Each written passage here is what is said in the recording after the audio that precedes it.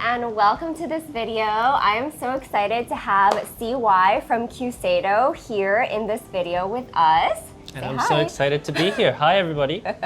So CY actually has been here at Yoseka this weekend doing nib grinding. You've been taking some nib grinding appointments and Just a little bit. Just a little all day.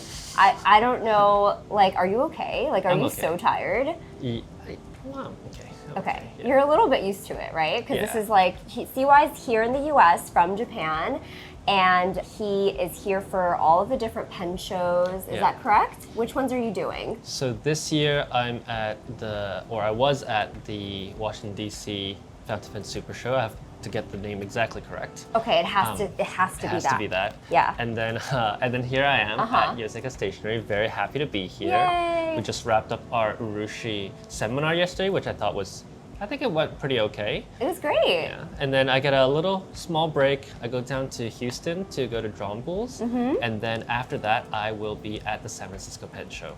Okay, wow. So busy, like month and a half or so here, right? Yeah, about 6 weeks. Okay. Yeah. But you have like some little breaks in between, which is kind of nice. Yeah, I've got like a week. Okay, Yeah, that's just great. spending some time with my family. Yay! Well, it's always good to have you here at Yoseka. We love CY. You've done a lot in the community. Let's see. You started, well, I don't know, where should I start? You obviously host a podcast called Tokyo Inklings, which is so fascinating. You do it with Fude fan Jacob, and you have a blog, which I don't know if it's active, and I don't know, do you want to talk about that? So I actually deactivated that because we wanted all the information to be in a single place rather than have it in different places on the internet. So everything is on kyuseidotokyo.com, and that's where I'm consolidating a lot of information about, specifically for Kyuseido, we don't really consider ourselves as necessarily a fountain pen brand, so to say. I think our focus is more on art and culture and craft and what we can do to help further that. And for us, I think that the fountain pens themselves are a medium to express that. So that's how I kind of envision it. And so on our website, we are starting to create a lot of content about these traditional crafts that people might have heard of, but not necessarily be super familiar with.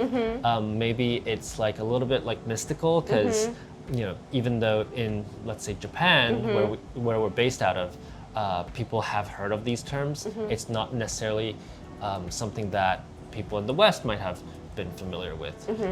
So when we think about content, we really want to create accessible content that's in English as well, that's in a single source. So that's why for the blog part, I'm gonna axe that, and then moving on to a different type of content on this new platform. Okay, that's so exciting. And I think, well, yeah, as CY was mentioning, one of the things that CY is doing here this weekend at Yoseka was that he taught a seminar yesterday at our new event space across the street, all about the art form of Urushi.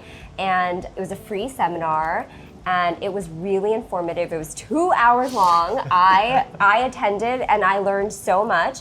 And speaking to all the other attendees at the end, I heard a lot of just like, this answered so many questions, and this helped me so much because I've tried researching this on my own. I can't find the information. It's really, really hard to find the information. Like, even if you're just like Googling, and I've done this, so this is from personal experience. I've done this where even if you're just Googling the terms, like, you don't always find anything. Like, the exact thing doesn't pop up. So it was really, really helpful. So thank you so much. And there's another thing is that, especially in Urushi, there are terms that mean different things in different contexts.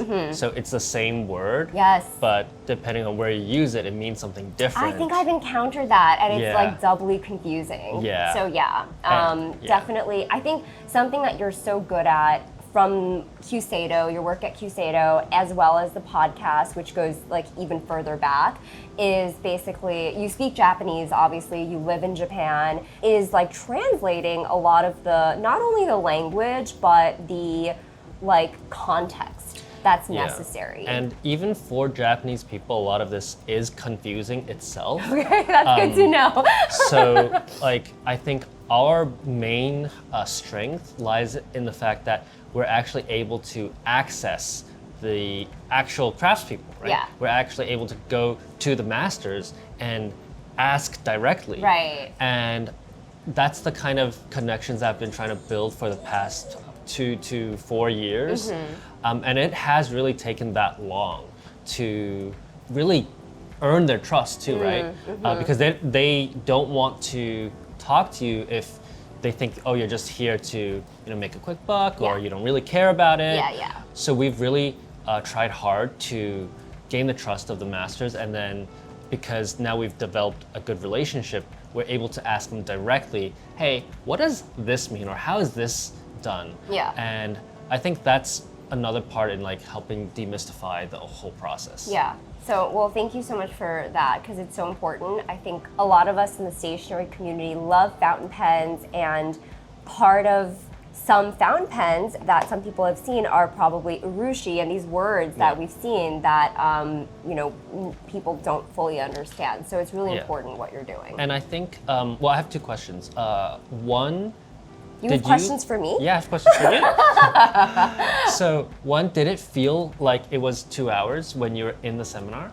No, actually, truly, for me, it didn't. I didn't even take notes. I was just fully engrossed in listening. I found it really enjoyable, and some of the quotes that you read during the seminar, I've been thinking about them. And And they're topical, even though they were written 100 years ago by now. Yeah. And then so the second thing that I was going to say is that when we look up information, I mean specifically like in terms of the fountain pen industry, you have a lot of people that are out there and that kind of do videos, and you have some vendors that try to do the demystification of Urushi as well. But I noticed that in the West, a lot of times there are terms that people kind of use interchangeably when in fact they mean completely different things. Yeah. And so, yeah, for us it's really about, okay, let's bring what we can to the community. And I think like being able to, as I said, be in the context of where it's done is something that is really unique to what we're able to do. And especially since we're a relatively new and smaller company, we don't have like corporate investors, right? Like we're not a public company. So like the seminar was free, right? So we can invest in things like that without really thinking, oh, what are the returns for this? Right. And I think that's just a value that because we can do it, we want to do it. Yeah. I can tell that you put so much time into that. Thank you. So it was Thank you. appreciated. Thank you. Yeah. So, because it's hard. You are running your own business, so it is hard not to think about what are the returns for this. When I saw the slides, I saw the script, and they were many pages long. So thank you. Okay. Well, I think you kind of answered this a little bit already, but going into the questions, my first question was really what motivated you to teach the seminar on Urushi yesterday? Yeah, I think it's especially in the last couple of years, I think at last 2 or 3 years, there have been a lot of newer entrants into the Urushi space, some of them within Japan, some of them outside of Japan. And so you see, especially now, I think, maybe even 5 years ago, when you saw Urushi, it was like $1,000, $2,000, $5,000. But now there are people selling stuff for $200, $300. And I think this has been a really welcome addition for fountain pen fans. Yeah, even maybe just like introducing it, right? For like somebody who's never heard of Urushi, maybe the $200 pen is where they first hear about it. Exactly. And I think generally it's a good thing for something like Urushi to be accessible. Yeah. As far as a $200 fountain pen is accessible, right. But in the relative, scheme of things, it's it's not through It's not $2,000. Yes. It's all relative. Yeah. But with that, I think comes then a responsibility of understanding, well, why is this $200 or why is this $2,000? And if you lack the context in being able to discern what are the factors that make, let's say, one pen, 200 and another 2,000, another 20,000, then what we've experienced is a lot of people then saying, well, I got this thing for 200, why is yours 2,000? Shouldn't it be cheaper? Don't you have a discount on it? Then we're really getting into the nitty-gritty of explaining to the customer, oh, these are actually two fundamentally very different things. And a lot of times they'll say, but it's all urushi, right? And so there's context for other crafts. For example, engraving, right? In the Western tradition, hand engraving is obviously a lot more expensive than stamping something on a piece of metal. And I think we all understand that because we can visualize that in our minds because we have the cultural context for that. But then when it comes to urushi, because we lack the same cultural context, we wanted to create a program where people would be able to start learning about it and start considering, on one hand, how do you discern whether something should be $200, $2,000, $20,000, whatever it is. And it's not that you shouldn't buy the $200 thing, but you should know what you're buying. Yeah. And that part of it is really important. And the second thing is, I think as consumers particularly, and I don't know how deep we want to get into this, but in 2025, we're kind of in this, our economic system is built off of a hyper-capitalist structure and framework. And in such a framework where consumption is a large part of how society works, and it's encouraged on an official level, right? Like we measure the strengths of our societies on things like GDP, on consumption, on growth. I'm not saying that those are bad things, but when we do that, how do we then also, on one hand, try to promote responsible consumerism, and then on the other, how does that play in with helping protect arts and crafts and all these things that we love so much and all these things that are important for us because it nourishes our souls? Which brings me to my next question. Excellent. Very simple question. What is urushi? Or not so simple? Okay, let me check my notes. So, urushi is both a material and an art. So that's where, when we were talking earlier, the same term can mean different things in different contexts. Urushi, the material, is a refined form of a tree sap that is harvested from the urushi tree. And as I was explaining yesterday, each tree can only yield around 200 to 250 grams of tree sap in its entire lifespan.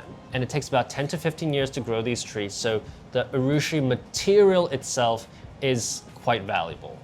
What it does is that it's a sap which has the properties to polymerize, and polymerizing means to turn into a plastic. Okay, so urushi is a natural resin, it's a natural plastic once it's cured. I'm not going to get into the exact science of how it's cured, but essentially what happens is that there is an activation by humidity and temperature, which will start to activate the enzymes within this tree sap to encourage cross-links forming in the urushiol, which is the monomer, and then it will create cross-links to become a polymer. So that's the process of polymerization. And there are actually scientific studies, like scientific papers and journals written about urushi and the process of the polymerization. But of course, that's like kind of beyond my depth. But essentially, then the material is something that once it's fully cured, it's not, I didn't say this yesterday in the seminar, but it's different from paints because paints, you have a layer of primer, and then you mix the paint with a solvent. So a solvent is something that basically is like a thinner for the actual paint itself. And so in regular paint, you apply it on the object and the solvent will evaporate, leaving only the paint layer behind. But what this does is that then you can scrape the paint layers off because it's essentially just a dried, well, you just evaporate the solvent from the paint itself. Urushi is a little bit different in the sense that it doesn't, nothing evaporates, so to say. It's actually turning the entire thing into a hard plastic. Okay. And this plastic is heat resistant, water resistant, and even acid resistant. So it's been used for about 6,000-7,000 years to protect everyday objects like bowls, like tools in East Asia. Now, Urushi the art, which I think most of us want to know as well, is also separated into two. It is both the act of applying Urushi onto the object as well as the decoration on the object itself. So Urushi, the art, why I talk about the process is that it takes a lot of experience and experimentation and skill to apply the actual thing because the conditions of polymerization is so specific.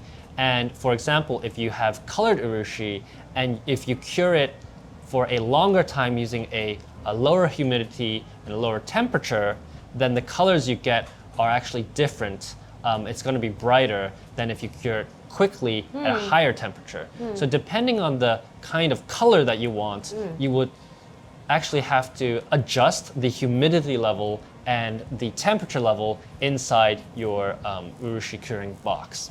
So that is in itself an art. Okay. And then you have the decorations, and there are many different styles, which we went into yesterday, but different regions of not just Japan, right? Also China, also Korea, Vietnam. They've developed their own specializations in how to apply that lacquer to get different effects. Okay, thank you. Oh my God, what a good answer. Thank you. How did Urushi come to be used on pens? That's a really interesting question because I think we're in the midst of still trying to answer a question that started hundreds of years ago, which is because, especially with the introduction of again, a more capitalist society and the capitalist system, Urushi as an art now in our contemporary world has to be productized and monetized in order for it to survive into the next era of human history. Sure. Again, I'm not saying this is a good thing, I'm not saying this is a bad thing, but it is an objective reality that we live in, right? Like we have to sell stuff in order to make money and in order to feed ourselves. Sure. So because the era of patronage has kind of come and gone, Urushi in this current system that we live in is a time-consuming, laborious, and skill-intensive form of art versus something, for example, like injection molding, right? You can injection mold different colors, and they can be very high gloss, and they can be durable. So you have two opposing forces in which one is a very traditional way of protecting objects, and the second is a mass production of objects.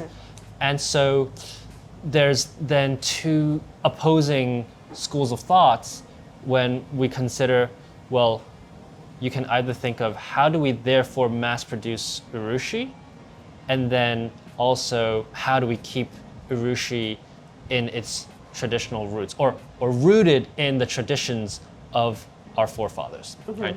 So I think that's a very different kind of approach. So this was a question that they started to ask even back in the 1920s, literally 100 years ago, where Japan was starting to, and don't really like this term, but modernize, adopt Western cultures and traditions to exist in the, at that time, globalizing world. And they had to find their place in a world in which there was, colonialism and imperialism, and they were trying to figure out how do we not get conquered. And so they started to adopt these Western conventions, including the economic system. And so at that time, you already started to have this tension. And one of the Urushi masters at the time he was a young man, the Matsuda Gonroku, he was a man who started to really think about this question. And traditionally, on everyday objects, not things as gifts, mostly we had urushi that was black or vermilion, red. And he was thinking, well, there were a lot of people at that time even trying to sell urushi wear for a very low price, but using substitutes that are perhaps lower quality, less durable. And their thought was, well, we'll create these things and we'll export them. And because people from outside of Japan don't really know what is what, right? We don't really have to tell them. They're not going to be able to tell whether something is of inferior quality or superior quality. So he was really against that. And a man by the name of Namiki Ryosuke invited Matsuda Gonroku sensei to work on re-improving the reputation of urushi itself. And I think there was a deep respect between these two men at the time. Namiki Ryosuke, he was the founder of Pilot Corporation, and at the time he had actually filed and won a patent to apply lacquer onto ebonite so that the pens wouldn't discolor in shop displays. And so while that was acceptable to have black or vermilion pens in Japan, they were concerned that if it was an overseas audience, black and red might not be as appealing as something with artwork. Sure. But he didn't want to find just anybody to do this. He sought out Matsuda sensei specifically because he wanted to make sure that this was a piece, or these were pieces that could make the company and the country proud. So some of your viewers may already know, but Pilot is the first company in Japan to create a gold fountain pen nib completely made in Japan. So I think this question was really on their minds. And when they were able to go out to London to meet a company called Dunhill, they formed a partnership. And through this partnership, they wanted to showcase the skills of the artisans as well. So Matsuda sensei ended up creating several prototypes for Namiki and created a collective of artists called the Kokkokai in order to use the traditional methods of lacquer work on fountain pens so that the world of urushi wouldn't be stuck in things like bowls or furniture that were slowly being phased out because, again, we've moved into this new capitalist system at the time. And things like lacquer bowls or lacquer furniture that maybe you buy and then you use for like 3 generations, that kind of lifestyle was fading away. Yeah, the age of productivity. Yeah, and then exactly, we were entering this age of like hyper productivity. And so instead of those things, they wanted to push both the fountain pens and the urushi in this direction so that people of that time, the contemporary people of that time, could still enjoy urushi itself. So that's how urushi on pens started, really from the vision of these two men. One man, Namiki Ryosuke, who was more on the fountain pen side, but he really wanted to do something good for national pride, obviously, at the time, as well as for the company to become the best premier manufacturers of fountain pens. And then Matsuda Gonroku sensei, who wanted to help and really thought deeply and philosophically about the reputation of urushi, what urushi is, and how we can help urushi survive into that next generation. And later in his life, I believe, Matsuda sensei became designated as what we call a living national treasure in Japan. So in the United States, you might think of like the national parks or like Mount Rushmore as national treasures, right? Right. But in Japan, he himself was designated as a national treasure. Right. And the living national treasure system in Japan is really focused on the crafts and the continuation of these crafts. So this entire system allows, it's like a national designation so that they can keep continuing doing their work and in a sense be slightly removed from that capitalist system in order to protect the spirit of the work without external influence. I'm sure it comes with some funding too, Yes, probably. exactly. Yeah. So that's kind of a modern form of national patronage, right? But as I mentioned earlier, he formed a group of artists called Kokokai, and you may know this, but now for the Namiki pens, the higher end Namiki pens with the signature of the group, that is Kokokai. So Kokokai still exists today and is still within Pilot as their lacquer group.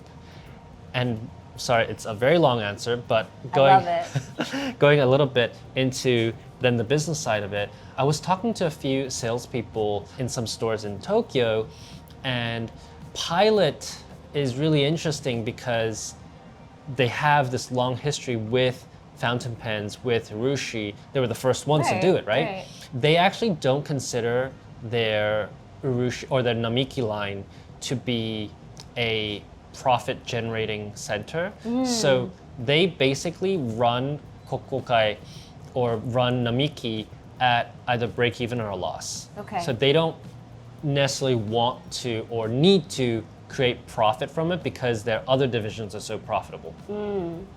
So that's why you can see some Namiki pens, for example, priced fairly reasonably, I would say, for some of the work that they do. But at the same time, for me personally, then I wonder, it's a good thing that Pilot are able to do this because of the scale of their corporation, but is it something positive for Urushi in our current era of the world if they're so insulated from that market force of profit or revenue generation? Revenue generation is a given, but profit generation in order... That they don't have to consider that for their livelihood to exist. Yeah. And I think it also devalues, a personal opinion, has no affiliation with anybody right now, but my personal opinion is that if we therefore don't seek to generate profit from this, does it devalue their work a little bit? Does it say, oh, their work is, quote unquote, only worth $5,000, whereas if you were to think of just on the business fundamentals and think of how this can be sustainable without patronage, this should actually cost like $10,000. Or is it more important that they are continuing the art form and doing so much to continue it and see to it that more people learn about it, right? Yeah. It's back to this question. And it's an opposing force, and not one is better than the other, but then I would counter-argue and say that, yes, it is important for people to see it, but then the only people that would be able to lead these efforts would be giant corporations. Right. And it wouldn't be artists that just create art for doing art's sake. And we can actually see this in Matsuda Sensei's living apprentice. His last living apprentice is Munose Sensei, and actually Munose Sensei also got designated as a living national treasure. But you're next. No, not me. I'm just a merchant of fountain pens. But no, but he was only able to start making money and supporting himself through his artwork. And I say artwork as in objects that were created from the imaginations of his mind after the age of 50. And prior to that, he was working for museums to restore artifacts. He was working for schools to lecture and teach about Urushi. And those are all really good and really important things in a way that bound him to certain duties rather than creating his own artwork, right? And so I think that goes back to how do we elevate the value of Urushi? And in one sense, I think we do have to elevate the value of Urushi in the minds of the consumer. Yes, that's very important. Part of what you're doing. And that's why we're here. That's why we're here. Thank you. Who are Urushi artists today? Who are they? Where are they? Are they all like 80 years old? Yeah, this is a really interesting question for which I have another half-hour answer to. Oh boy. I check my battery. So there are several ways that you can become an Urushi artist, right? You can go the traditional way and learn Japanese, go to Japan, or learn Chinese, go to China or whatever, and get apprenticed to a school. So you go into school, you learn Urushi. There's actually, in Japan, I believe it's the National University of Arts. You can learn, you can major in Urushi. Wow. And so you can do that. Or what's more common in the West is you try to find information you teach yourself.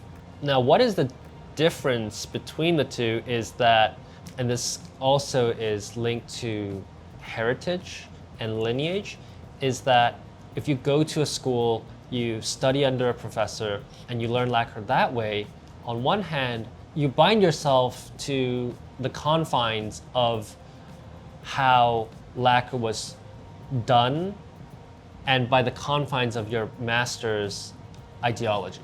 And so you can inherit that ideology and then you can add to that ideology, but you're coming into it with an inherent bias. I think that's both a good and a bad thing because every master has their own unique way of doing things, and when we pass on traditions from master to apprentice, those traditions can be enforced, they can be renewed, and they can be improved on. But when that lineage dies, which is to say when the apprentice becomes a master and no longer is able to find an apprentice, then they have nowhere to leave that knowledge to. And as a result, that particular way of doing things will also die with the master. I think on one hand, it's important for there to be renewed interest in officially learning Urushi under guidance and tutelage. I think even if you're maybe later or more advanced in your journey in life, you can still go to privately run schools in Japan to study Urushi. So for example, there's a school in Tokyo called the Ginza School of Maki, or Ginza Maki School, I don't remember the exact name. That school is run by another Matsuda sensei. I don't think they have any relationship with Matsuda Gondoku, but that school is primarily to do with makie and kintsugi. Or you can go up to different schools in the north to learn different styles, like Tsugaru Nuri. You can go to the south to learn their styles as well. And there are schools that are available for adults, but then at the same time, I think especially in the West, if you can't just go to Japan and go to a school, then you have a lot of artists that are, again, maybe later on in their life journey, maybe they are already a professional, and they can try to piece information on the internet to figure out how to do the art of Urushi, which is, when I say that, I mean the art of the actual process of Urushi. This is a lot harder because Urushi and information about Urushi is not all in a single place. And I think, as we said at the beginning of this video, a lot of the information is just scattered, and you have terms that are the same, they're spelled the same way, but they mean different things in different contexts. The good thing about that is that you aren't bound by the dogma of tradition, so you can approach it in a very fresh way. But the bad thing about it is that you can start getting tempted by taking shortcuts, right? Because you don't understand, or nobody's there to explain to you why this process is so important that it became a dogma. And so, yeah, you get a fresher perspective on Urushi if you're a self-taught artist, I think. But you also lose out on the thousands of years of experience that came before you. And in Chinese, there's a saying. I don't know if I know it, but try me. 不听老人言，吃亏在眼前. Okay, I don't know. That means if you don't listen to your elders or your forefathers, then you're gonna see the disadvantages before your eyes. Okay. So I think it's an interesting concept that you can apply here as well. Dogma can be both positive and negative. I think we should question dogma, but we should understand the origins of it, right? And that's what formal education can bring. So I would encourage actually self-taught artists to, if you have the opportunity, really take a trip to Japan, maybe 2-3 weeks, and go to a school and receive some formal education just to understand and inherit even just a little bit of the traditional thinking about Urushi. Okay, thank you. Lastly, given all of this, right, this is kind of like what this seminar is all about. What are some important things for people to consider when they're thinking about purchasing an Urushi pen? Super interesting question, super important. I think the first thing is we shouldn't really bulk at price. Instead, we should seek to understand why price is. As human beings, I think we always love getting a deal, and we always love discounts. People love discounts. Sure. I love a discount. Sure. Right? But when we give a discount or we ask for a discount, what are we really asking as a consumer, right? We are asking to receive a benefit at the expense of somebody else down the line. So when it comes to Urushi, I think when we say, oh, $5,000 is really expensive, and objectively it is extremely, extremely expensive. But does that carry a nuance of then saying, well, I don't think it's worth this price? Or do you go and say, well, that is really expensive, and so therefore instead of maybe spending a couple $100s each on, let's say, 10 pens, we can rein back on our consumeristic tendencies and say, because I value this art and I value this tradition and I want to be part of, not just a periphery, but actually part of both protecting and continuing that tradition, therefore, I'm going to wait and save so that I can purchase this work. Instead of saying, oh, well, it's so expensive, it's not worth it. And so I think, as consumers, we have to really think about how we spend that dollar and how then when we purchase, let's say, again, I'm going to say $5,000, just throwing it out there, right? But if we're purchasing something for $5,000, okay, usually in the retail business, half of it goes to the store, and then 25% goes to the manufacturer, and then there's the cost of labor and all that stuff, just on a keystone pricing model.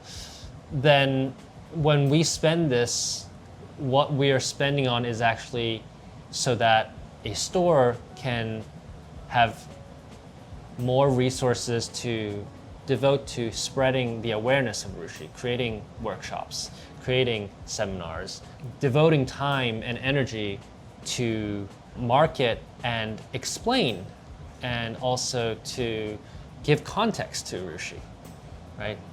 Maybe a display that demonstrates the beauty of Urushi in a certain way. And then, so that's for the store. And then for the vendor, it might be, then they take that money in order to train more artists, right? And to incentivize more people to come and work in the traditional crafts of Urushi, because it's a very, like I said, very arduous, very labor-intensive process. So maybe the vendor can help create conditions in which it's actually viable to work in the art of Urushi instead of having to wait until you're 50 in order to be able to live off of the art. Actually creating conditions where you can live off of art maybe in your mid or late 30s, and therefore then improve the craft like that. So I think being intentional about the purchase, and I think this is not just to do with Urushi, I think this has to do with everything, right? We could buy 100 of a certain small thing that is mass-produced, and I do that too, right? Like I love me a mass-produced item from time to time, but I also want to be part of protecting and continuing crafts. So I said this yesterday, but it is not enough to protect culture, and this was the words of Murose Sensei, but he says it's not enough to just protect culture. Protecting culture is not just about preserving culture, right? It's not just about having things in a museum.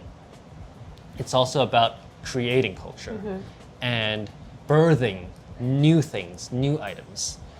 And so if we, as consumers, then bring it back to Urushi, if we only hyperfixate on the price and how expensive it is, or maybe want to show off or whatever.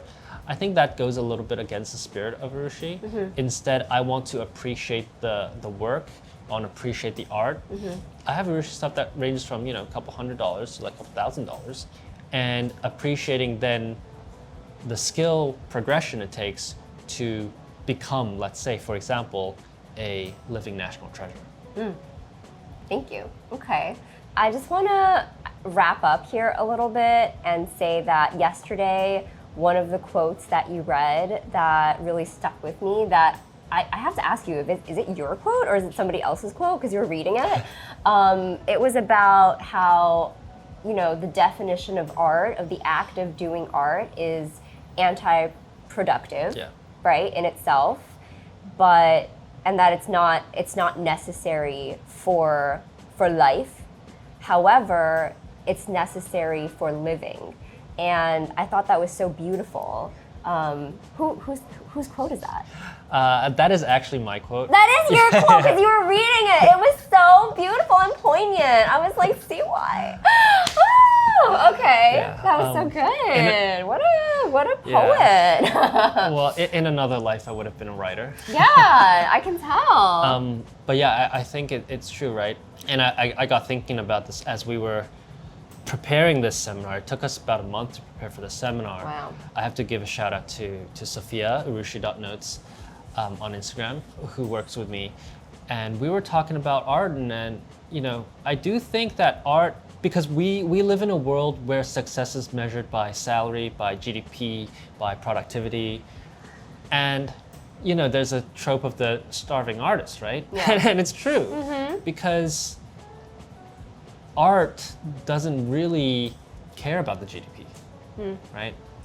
Your doodles don't care about the GDP, and the GDP does not care about you. But if we measure success in productivity, then of course we're going to devalue arts, because it doesn't add to the number. We're on this, we're on the hamster wheel, right? I do think, and I said this yesterday, what art does is it gives us context. It grounds us in the context of the world that we're living in, because art speaks to not a material need, but an emotional need.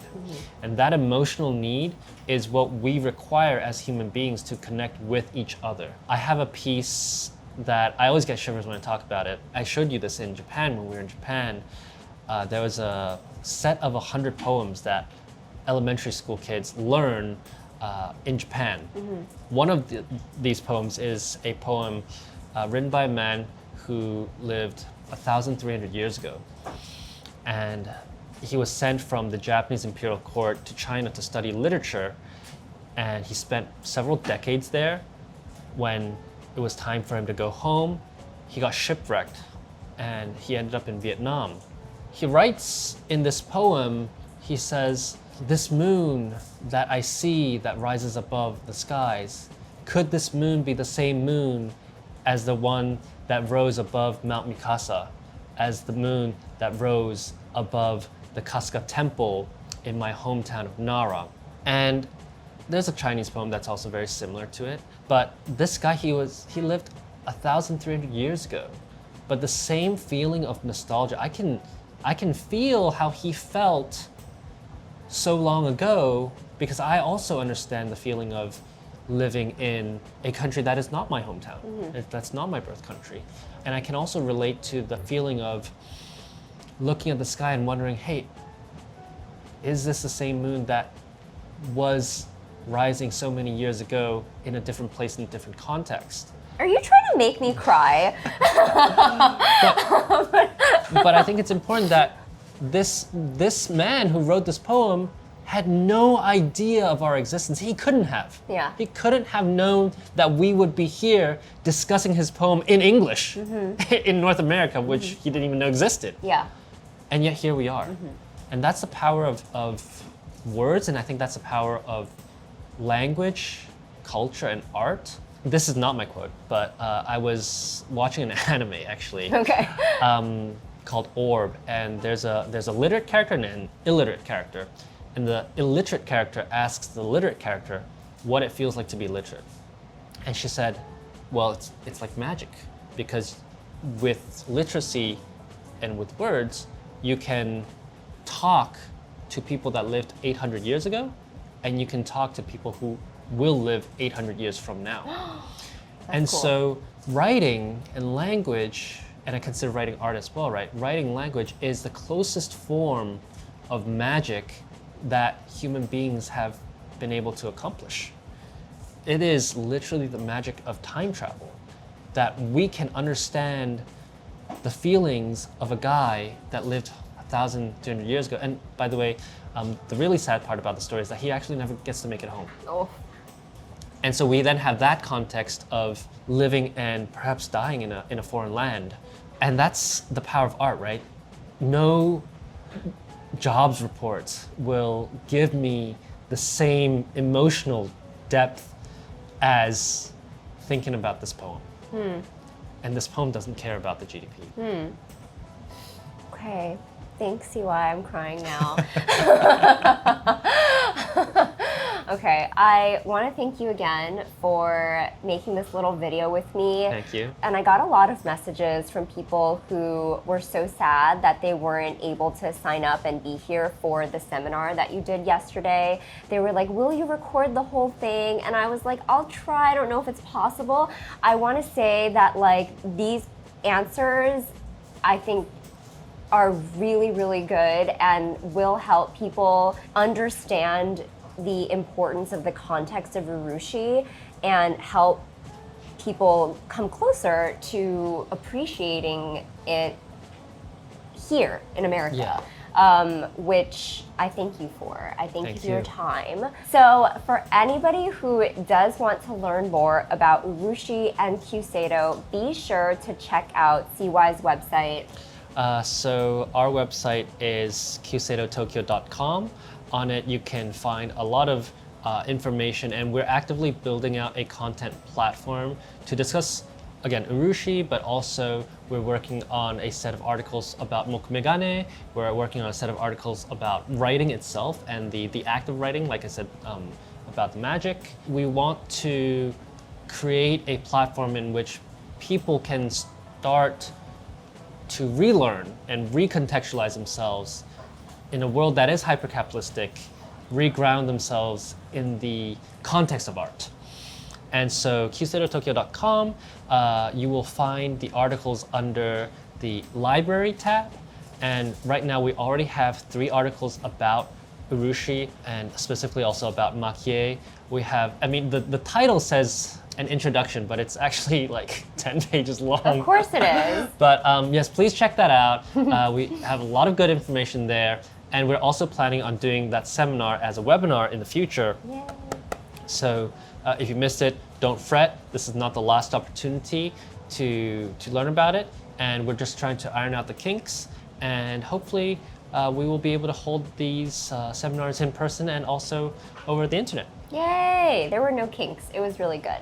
Thank you. But yeah, thank you all so much for watching this video. Hope you enjoyed it. Hope you enjoyed this discussion and all of the knowledge that CY has brought with him about Urushi and your eloquence. And it's really unparalleled. Thank you very much. Yes. Thanks, CY, and thank you all for watching. Thank you. Okay, Bye-bye. bye.